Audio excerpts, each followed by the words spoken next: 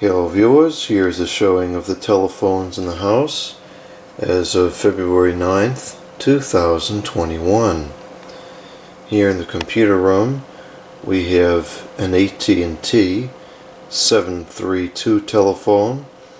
This is one of the telephones from that trash pile a few weeks ago. I've really come to like these telephones. The sound quality is really good on the handset, and I like both of the rings a lot. And of course the handset is a traditional, it's not a 2500 style handset, it's got the squared earpiece and microphone, but it's very good ergonomically, and the sound quality is great both on the incoming and the outgoing side. Now I prefer the ringtone in line 2 for this use case here, and so I have the phone line connected to line 2.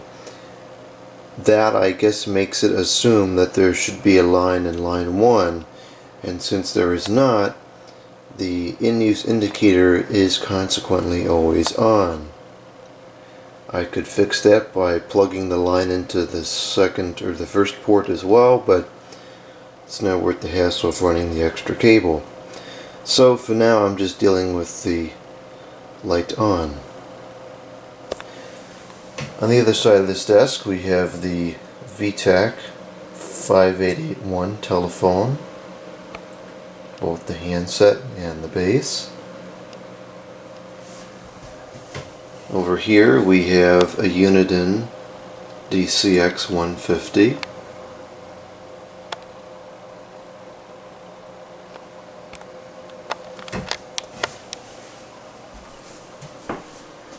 Over here we have a Lucent telephone. This is, I believe it's a 2500 YMGM or something like that. Where's the number?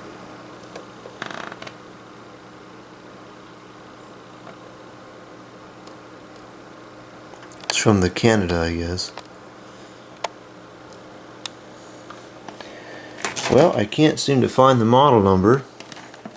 I'm pretty sure it's YMGM, 2500-YMGM. Oh, there it is. Model number 2500 YMGM. I don't know why they write it in such an illegible font. I mean, what's the point of putting information on there if nobody can read it? So there's that one. It's a pretty neat phone. Over here we have the Uniden 2085, and inherently the clock is not set correctly.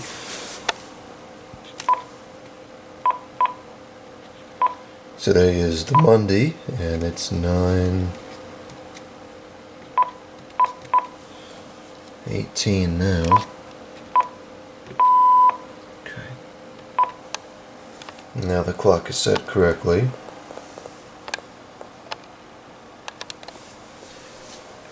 And moving over, we have another AT&T 732.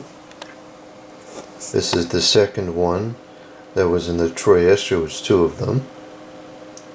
And the same commentary goes for this one in regards to the line situation.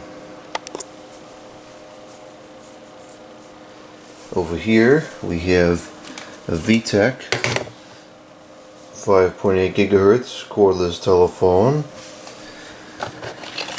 This is a model CS5111.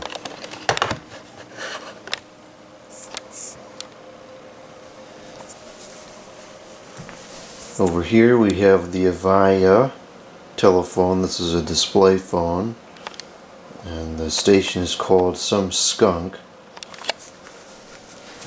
And I'm not really sure what the model number is on this per se.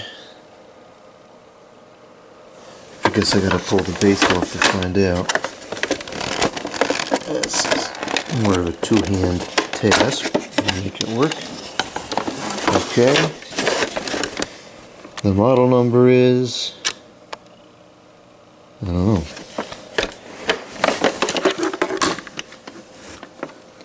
Is it down there somewhere?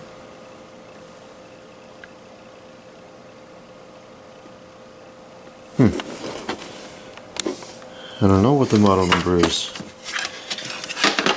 We've always just kind of called these the Partner 6 phones.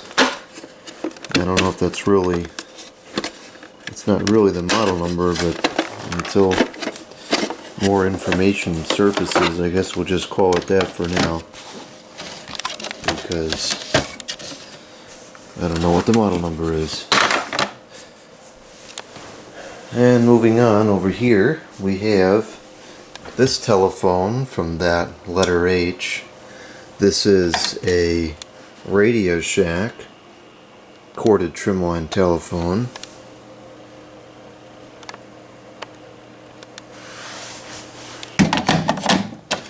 And the model number is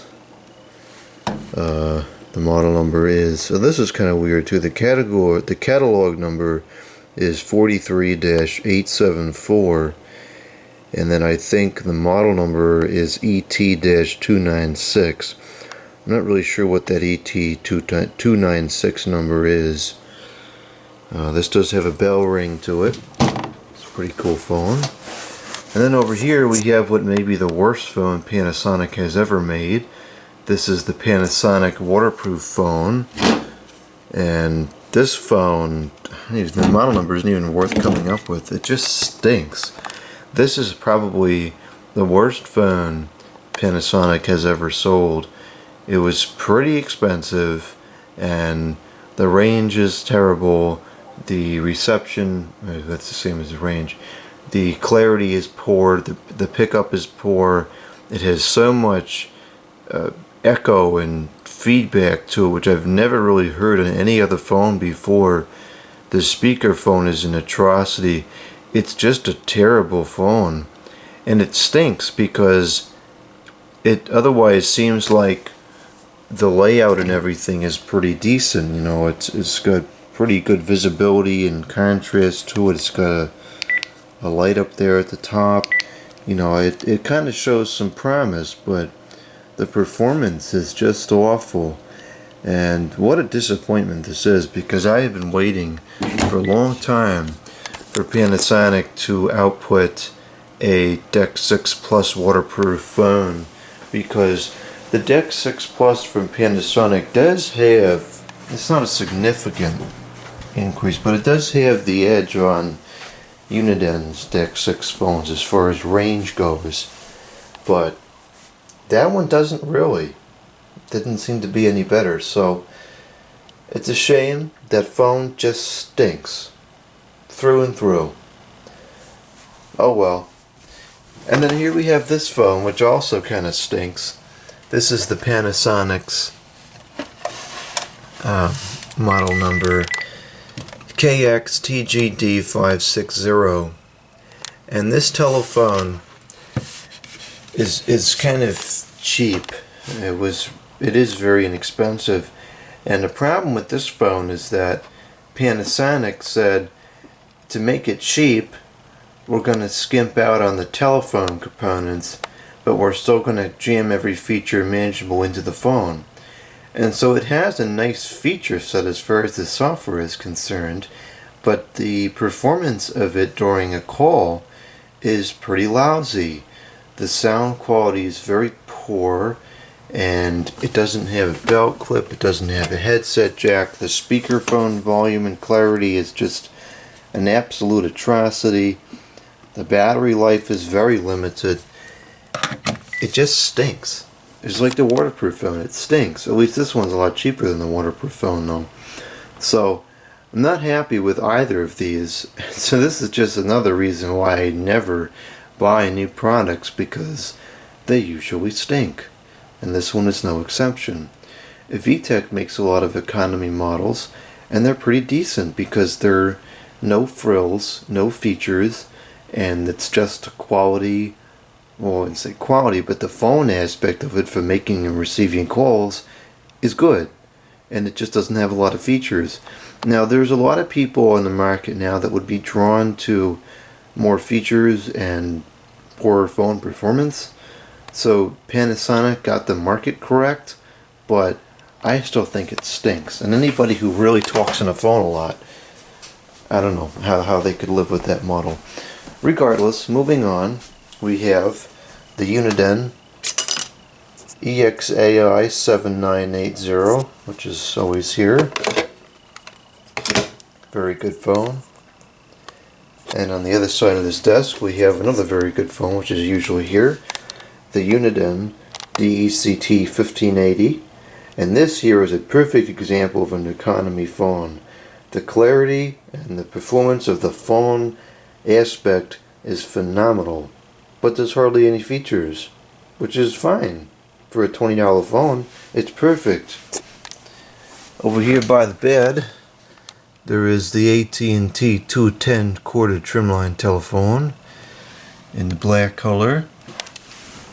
And on the wall, there is the Cordless 2554 in the beige. Not too much else has changed. I haven't gotten around to it yet. Here in the bathroom, we have the almost always present Uniden Dcx 207 waterproof phone, which is far superior to the Panasonic waterproof phone. In the living room, there is another Uniden Dcx 207 and a Uniden Dcx 200 in black. Downstairs we have another one of those stinky Panasonic phones. And over here we have the far superior as far as the call quality goes, the Uniden Dcx 200 in blue. And over here, which is kind of a mess, we have the Uniden Dcx 200 in red. And over here we have another Uniden Dcx 200 in black. I guess the charger isn't plugged in right now. And we also have a Cordless 2500 in black. Over here there is another Cordless 2500. This one is in beige. In the studio room there is an AT&T 210 on the wall and an Emerson talking caller ID. I may change this back to the Radio Shack 2554. I had changed it back to the 210 because previously the line voltage I think was kind of low down here, and so the 2554 wasn't performing too well. But now that the PBX is in place, that issue may be solved, so I'm going to try the 2554 again. And moving over here we have the Uniden Dcx 150 and the wooden wall phone, which does ring. That seems to be a highly debated issue on here, but it does ring. And we have the Western Electric Bell Systems ringer. Let's see if we get some more light in here. We have another Uniden Dcx 150, which is of course all blurry. We have the General Electric Digitan messaging system, model number, it's kind of blurry, 29870GE1-A. And on the wall over here we have another AT&T 210. And lastly, over here there is that ringer that doesn't quite work right.